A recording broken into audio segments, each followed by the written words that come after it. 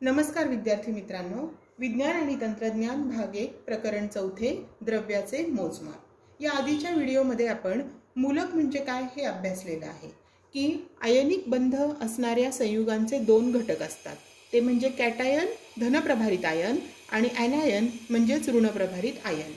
हे घटक स्वतंत्रपणे रासायनिक अभिक्रियांमध्ये भाग घेतात, त्यामुळे त्यांना मूलके असे म्हणतात। या मूलकांचे दोन प्रकार आपण पाहिलेले आहेत, आम्लारीधर्मी मूलके आणि आम्लधर्मी मूलके।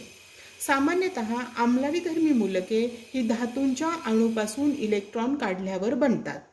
उदाहरणार्थ इथे काही मूलके दिलेली आहेत बघा, त्यापैकी Ag+, Cu2+, Fe3+, Ca2+, K+, Na+, हे सगळे धातूंच्या अणूपासून इलेक्ट्रॉन काढून तयार झालेली मूलके आहेत आणि म्हणून ही सगळी आम्लारीधर्मी मूलके आहेत।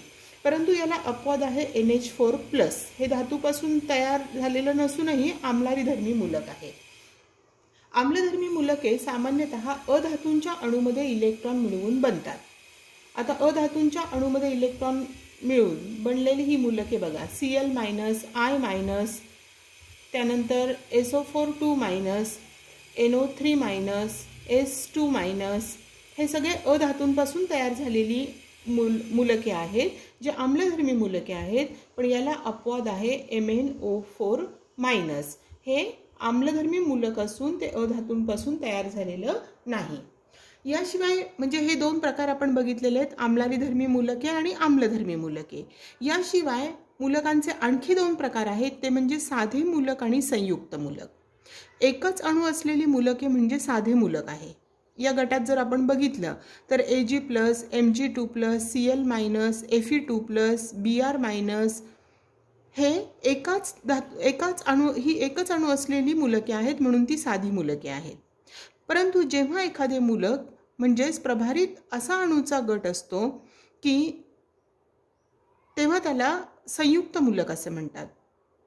प्रभारित अणूचा गट, उदाहरणार्थ इथे बघा SO4 2-, ClO3-, NH4+, NO3-, हे संयुक्त मूलक आहेत। आता या मूलकांवरील प्रभाराचं जे मूल्य असतं ते मूल्य म्हणजेच त्याची संयुजा, म्हणजे इथं +A नुसता 1 आहे म्हणून याची संयुजा 1 आहे, इथं 2 अधिक आहेत म्हणून याची संयुजा 2 आहे, किंवा इथं 2 वजा आहे प्रभार म्हणून याची संयुजा 2 आहे। तर अशा पद्धतीने मूलकावरील जे प्रभाराचं मूल्य असतं ते म्हणजेच त्याची संयुजा असते। आता आपण बघूया रासायनिक सूत्र कसं लिहिलं जातं एखाद्या संयुगाचं। आयनिक बंधाने तयार झालेलं जे संयुग असतं त्याच्या रेणूचे दोन भाग असतात, एक म्हणजे कॅटायन धनप्रभारित आयन आणि ॲनायन ऋणप्रभारित आयन। कॅटायन म्हणजेच आम्लारीधर्मी मूलक आणि ॲनायन म्हणजेच आम्लधर्मी मूलक, यांच्यावर विरुद्ध प्रभार असतात। त्यांच्यामधलं आकर्षण बल म्हणजेच आयनिक बंध असतो। आयनिक संयुगाच्या नावात दोन शब्द असतात, पहिला शब्द म्हणजे कॅटायन असतो, कॅटायनचं नाव, आणि दुसरा शब्द म्हणजे ॲनायनचं नाव। उदाहरणार्थ सोडियम क्लोराईड। आता याचं सूत्र लिहिताना सोडियमची संज्ञा आहे Na आणि क्लोरीनची संज्ञा आहे Cl। डाव्या बाजूला इथे कॅटायन लिहिला जातो Na+ आणि उजव्या बाजूला Cl- हा ॲनायन लिहिला जातो। परंतु आपण सूत्र लिहिताना हे जे प्रभार आहेत हे प्रभार आपण दाखवत नाही, म्हणजे सोडियम क्लोराईडचं सूत्र आपण NaCl असं लिहितो आणि त्यांचा जो प्रभार असतो म्हणजे त्यांची जी संयुजा असते ती खाली लिहिली जाते। पण जर एक संयुजा असेल तर ती लिहित नाहीत, त्यामुळे इथे आपण एक ही संयुजा असल्यामुळे लिहिलं नाही, फक्त NaCl लिहिलेलं आहे। त्याच्यामध्ये जर हे साधे मूलक आहेत, पण जर संयुक्त मूलक असतील आणि संयुक्त मूलकांची संख्या 2 किंवा त्याच्यापेक्षा जास्त असेल तर त्या मूलकाची संज्ञा अशी कंसात लिहिली जाते आणि कंसाबाहेर उजवीकडे त्या पायाशी तो आकडा लिहिला जातो। उदाहरणार्थ अमोनियम फॉस्फेट, याचं सूत्र NH4 आणि कंस करून खाली 3 लिहिलेले आहे PO4 असं आहे। हे सूत्र कसं तयार झालं हे आपण आता प्रत्यक्ष पुढे काही पायऱ्यांच्या साहाय्याने बघणार आहोत। उदाहरणार्थ आता आपण सोडियम सल्फेट या संयुगाचं सूत्र कसं तयार झालेलं आहे हे पाहूया। त्यासाठी आपल्याला मूलकांच्या संज्ञा आणि त्यांची संयुजा म्हणजे त्यांच्यावरील प्रभार माहित असणं आवश्यक आहे। या तक्त्यामध्ये काही मूलके दिलेली आहेत बघा, आम्लारीधर्मी मूलके आणि आम्लधर्मी मूलके। आणि त्याच्यात परत साधे मूलक आणि संयुक्त मूलक असेही प्रकार आहेत. आता कुठलंही समजा आता आपल्याला सोडियम सल्फेट याचं सूत्र तयार करायचं आहे. तर सोडियम हे मूलक आहे, याची संज्ञा आहे Na आणि त्याच्यावरचा प्रभार 1 आहे, याचा अर्थ त्याची संयुजा 1 आहे. त्यानंतर सल्फेट जर आपण बघितलं, बघा इथे सल्फेट आहे, सल्फेटची संज्ञा आहे SO4 आणि 2 वजा आहे म्हणजे त्याची संयुजा 2 आहे. मग काय करायचं, सोडियम सल्फेटचं सूत्र लिहिताना पहिली पायरी म्हणजे मूलकांच्या संज्ञा लिहायच्या. संज्ञा लिहिताना आम्लारीधर्मी मूलक हे डाव्या बाजूला लिहायचं आणि आम्लधर्मी मूलक हे उजव्या बाजूला लिहायचं. आम्लारीधर्मी म्हणजे कॅटायन Na आहे ते डावीकडे लिहिलं आणि SO4 हे अनायन उजवीकडे लिहिलं. दुसरी पायरी म्हणजे त्या मूलकांच्या खाली त्यांची संयुजा लिहिणे. मग आता Na वर 1 धनप्रभार आहे म्हणजे त्याची संयुजा 1 आहे, सल्फेटवर 2 ऋणप्रभार आहे म्हणजे त्याची संयुजा 2 आहे. नंतर मूलकांची संख्या मिळवण्यासाठी असा तिरकस गुणाकार करायचा बघा बाणाच्या साह्याने.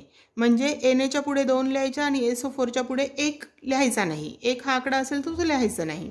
मग संयुगाचं रासायनिक सूत्र आपल्याला मिळेल, Na च्या पुढे 2 लिहिला आणि SO4च्या पुढे 1 येतो पण तो लिहायचा नाही, म्हणून ते सूत्र मिळालं Na2SO4. तर अशा पद्धतीने आपल्याला एखाद्या संयुगाचं रासायनिक सूत्र जर लिहायचं असेल तर आपल्याला त्यातील मूलकांच्या संयुजा माहिती असणं आवश्यक आहे. आणि त्यामुळे हा तक्ता बघून याच्यामध्ये सगळी मूलके दिलेली आहेत, त्याच्या साह्याने आपण आता काही संयुगांचे सूत्र तयार करणार आहोत.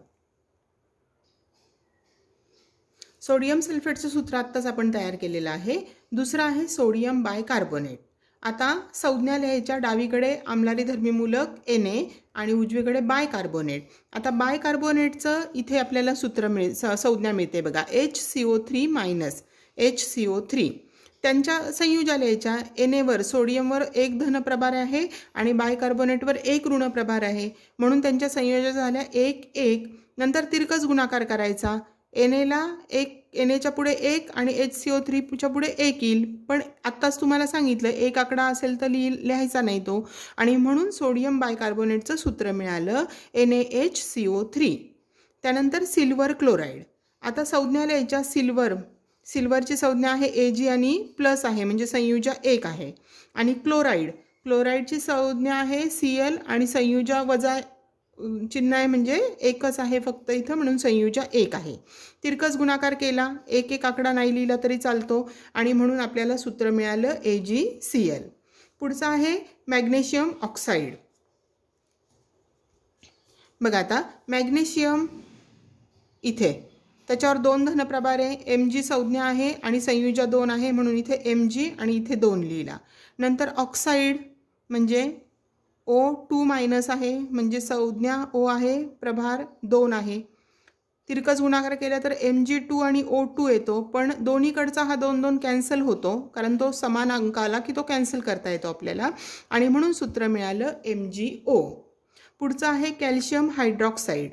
कॅल्शियम बघा त्याची संज्ञा Ca आहे आणि 2 धनप्रभार म्हणजे संयुजा 2 आहे, म्हणून संज्ञा Ca संयुजा 2. हायड्रॉक्साईडमध्ये इथे बघा संज्ञा OH आहे आणि वजा 1 प्रभार आहे म्हणजे संयुजा 1 आहे, OH1. तिरकस गुणाकार केला, Ca त्याच्यापुढे 1 आहे तो लिहायचा नाही, आणि OH हा संयुक्त मूलक आला आहे, 2 आलेले आहेत ना याच्यामध्ये O आणि H, म्हणून कंसात लिहायचा आणि कंसाच्या खाली इथे ही 2 हा आकडा इथे लिही, आणि म्हणून कॅल्शियम हायड्रॉक्साईडचं सूत्र मिळालं CaOH2. त्यानंतर अमोनियम फॉस्फेट. अमोनियमची संज्ञा बघा इथे आहे बघा, NH4 आणि प्लस आहे म्हणजे 1 संयुजा आहे, म्हणून संज्ञा NH4 संयुजा 1. फॉस्फेट इथे PO4 संयुजा 3 आहे बघा त्याची, PO4 आणि 3. तिरकस गुणाकार केला, NH4ला 3ने म्हणजे त्याच्या कंस येईल, तो संयुक्त मूलक असल्यामुळे कंस येईल, खाली 3 आला, आणि PO4च्या पुढे 1 तो लिहायचा नाही, आणि म्हणून सूत्र मिळालं NH4 थ्राईस म्हणजे 3दा, आणि PO4 हे त्याचं सूत्र झालं NH4 थ्राईस PO4. पुढचं आहे क्युप्रस ब्रोमाइड. आता क्युप्रसची संज्ञा बघा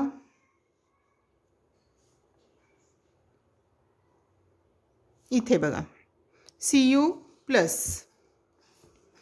प्लस आहे म्हणजे संयुजा 1 आहे, आणि ब्रोमाइड इथे Br- म्हणजे Br आणि संयुजा 1 आहे. तिरकस गुणाकार केला तर मिळेल Cu Br. पुढे कॉपर सल्फेट. कॉपरची ही संज्ञा Cu आणि 2 धनप्रभार आहे म्हणून Cu संयुजा 2. सल्फेट SO4 इथे आणि संयुजा 2 आहे म्हणून SO4 त्याची संयुजा 2. पण दोन्हीकडे समान संयुजा आली तर ती कॅन्सल होते, म्हणजे Cuच्या पुढचा 2 आणि SO4च्या पुढचा 2 कॅन्सल होईल, म्हणजे CuSO4 येईल. त्यानंतर पोटॅशियम नायट्रेट. पोटॅशियम K+ आहे म्हणजे संज्ञा K आणि संयुजा 1 आहे. नायट्रेट NO3- आहे म्हणजे NO3 आणि संयुजा 1 आहे. तिरकस गुणाकार केला तर KNO3 मिळेल. नंतर सोडियम डायक्रोमेट. सोडियमची संज्ञा Na प्रभार अधिक 1 आहे म्हणून संयुजा 1 आहे. त्यानंतर डायक्रोमेट इथे बघा Cr2O7 2- म्हणजे 2 संयुजा आहे. मग इथे Cr2O7 आणि संयुजा 2 आहे. तिरकस गुणाकार केला तर Na2Cr2O7. तर अशा प्रकारे कुठल्याही संयुगाचं आपल्याला रासायनिक सूत्र तयार करण्यासाठी या मूलकांच्या संज्ञा आणि त्यांच्यावरील प्रभार माहीत असणं आवश्यक आहे. तर आज आपलं हे 4थं प्रकरण संपलेलं आहे.